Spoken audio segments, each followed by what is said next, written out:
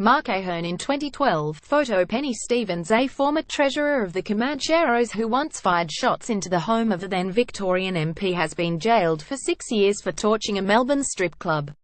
Drops of blood which fell onto a fence and rubbish bin outside the Kittens Club in Caulfield South helped lead police to Mark Ahern, who cut his forehead as he climbed through a vent on the roof.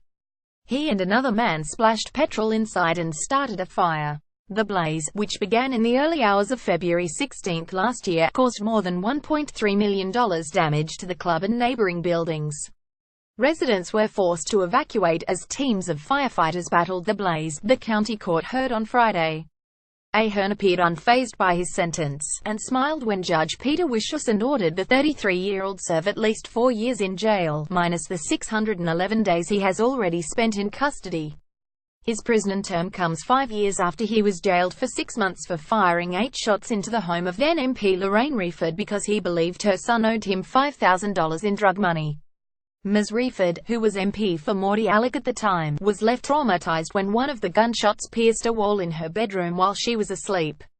Her son was also asleep in another room. Judge Wischusen said Ahern and his accomplice watched from a stolen BMW as Kittens staff locked up and left the club, before the pair went around the back and smeared silicone gel over a CCTV camera lens and climbed onto the roof to gain entry. Ahern's image was captured on other cameras, the court heard. After starting the fire, the men abandoned the BMW in Hallam and Ahern had his then-partner pick him up. Later, while he had his head wound treated, he lied to a doctor that he had been in a motorcycle crash. Ahern, the former treasurer of the Melbourne chapter of the Comancheros, read a letter of apology to the Kittens owners from the dock at his previous court appearance, but never explained why he torched the building. It was carefully planned and executed by you, and it was intended to result in the destruction of the building and business in it, Judge Wischusen said.